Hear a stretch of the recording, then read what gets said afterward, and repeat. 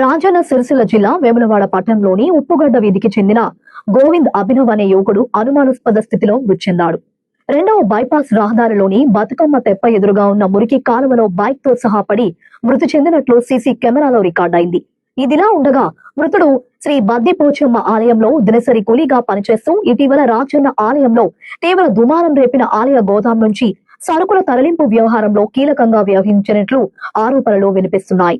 దీంతో ఒక్కసారిగా యువకుడు మృతి చెందడంతో పలు కోణాల్లో అనుమానాలు వ్యక్తమవుతున్నాయి.